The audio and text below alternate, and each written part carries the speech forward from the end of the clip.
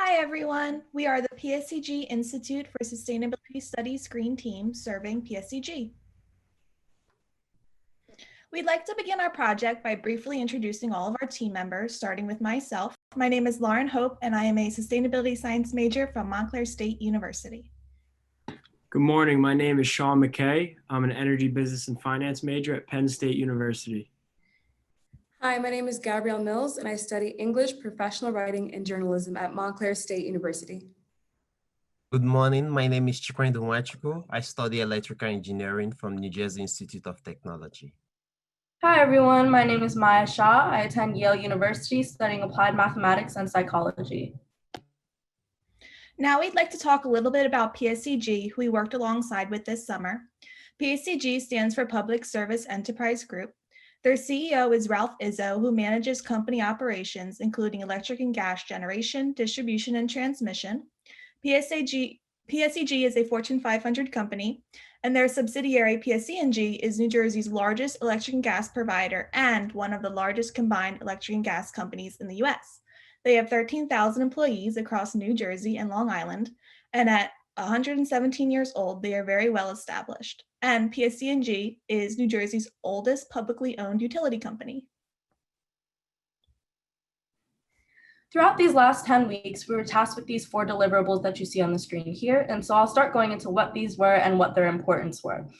So for our first deliverable with energy consumption, we were given data from 2008 to 2019 for the energy usage at 80 Park Plaza, which is PSEG headquarters in Newark, New Jersey.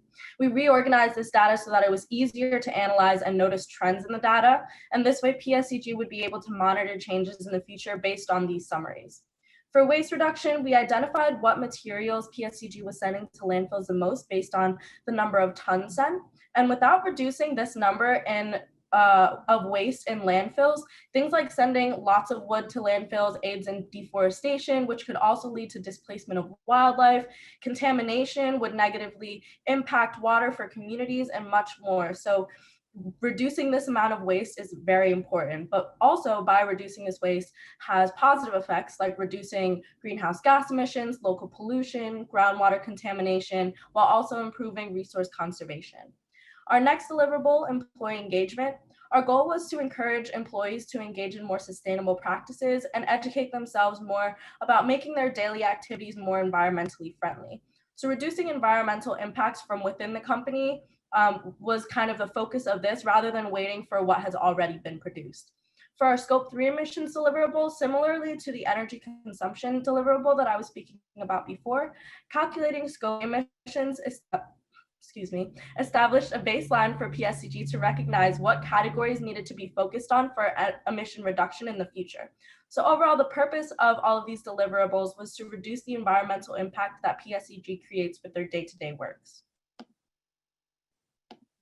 And now I'll go into how we completed these deliverables.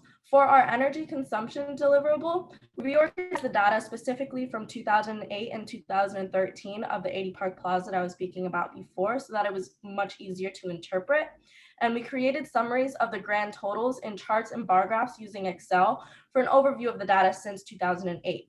And for both waste reduction and employee engagement, it was more focused on research and the creativity of the team. So we researched PSEG's top competitors' methods of waste disposal and employee engagement in order to brainstorm more creative methods to implement within PSEG, which my colleague will talk about in a future slide. For scope 3 emissions, we calculated these using given equations and emission factors on the same version of Excel that the energy consumption deliverable was completed on. After completing our deliverables, we compiled our results, and I'll begin discussing the energy consumption results. So this is one of the graphs that we thought was good to share because it showed a very clear downward trend.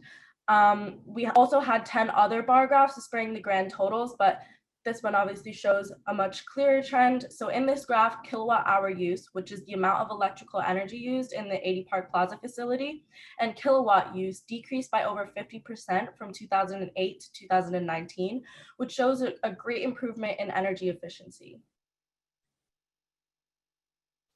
We believe it would be ideal for PSE&G to initiate a company-wide waste reduction plan. This plan should be personalized to each facility, reward individuals for milestone goals, and contain an overall goal to encourage reduction in waste production and long-term lifestyle changes.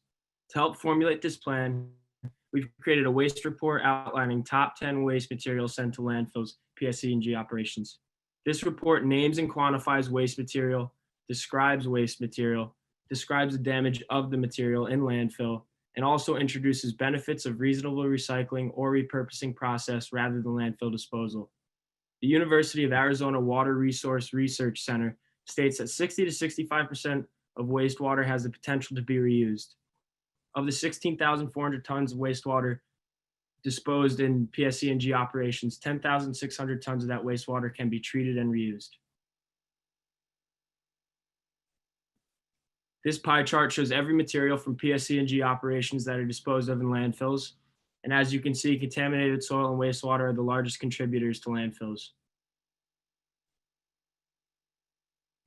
Our results for employee engagement are described in a report explaining the importance of sustainability and viable sustainable practices for employees.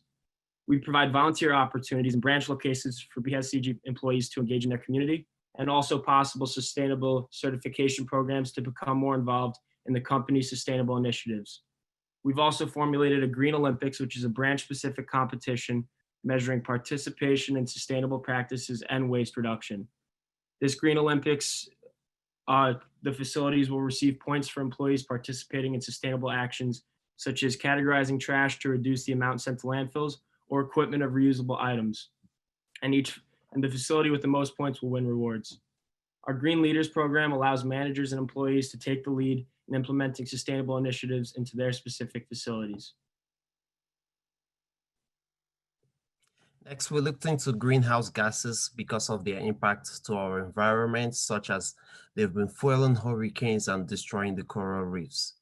Looking into our reporting company, emissions from PSEG could be grouped into three types. First are Scope 1 emissions. These are direct emissions that result from power generation.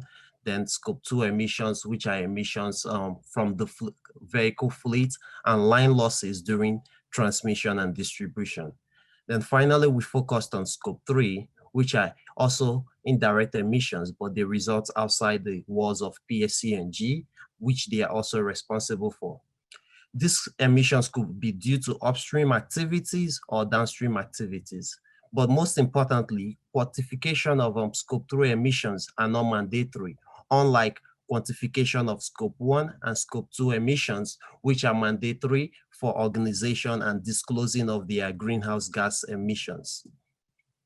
However, due to the importance of Scope 3 emissions, the CDP came up with a construct known as the Scope 3 to help companies fully understand the impact of their emissions to the environment. So they come up with that construct because if we from the results for that, we'll see that the total corporate emissions come from Scope 3, which means that companies have been missing out of a significant opportunities for improvement.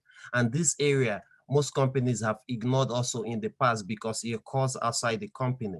So next, we'll look into the results of our project. So for the results, we prepared a spreadsheet, a detailed spreadsheet that shows every relevant category. In total, there are 15 categories for Scope 3 emissions, but for our reports, only 4 of them were important, which are purchased goods and services, capital goods, and purchase of fuel, then finally the use of sold products.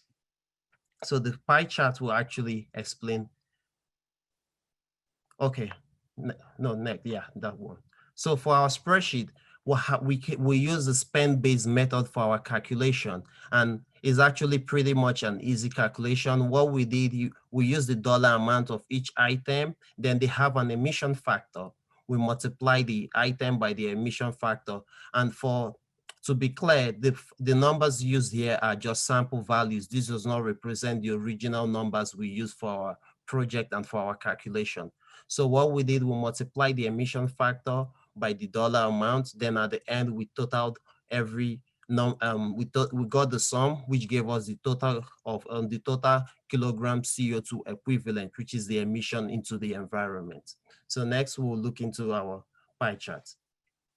So to put everything in perspective, we came up with a pie chart to show the greatest contributors to the scope 3 emissions. So from here, we see that the purchased goods and services, we combined it with the capital goods, and that made up 1%.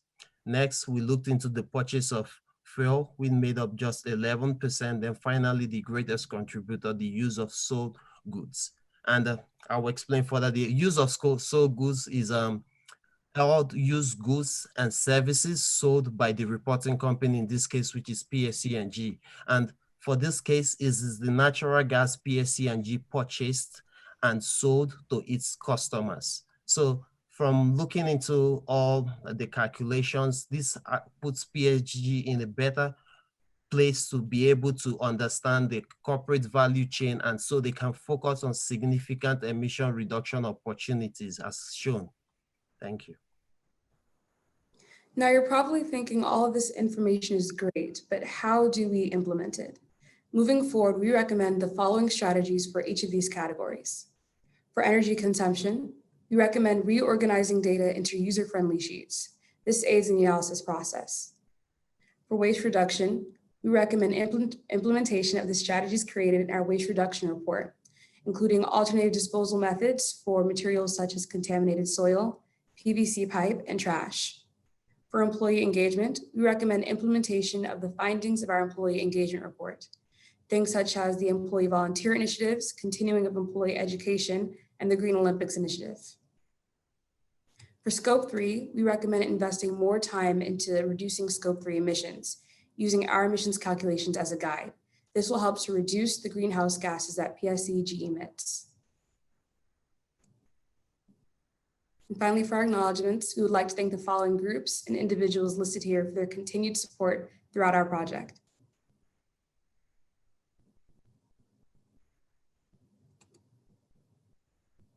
And lastly, we would like to thank the funders shown here. Thank you for your time.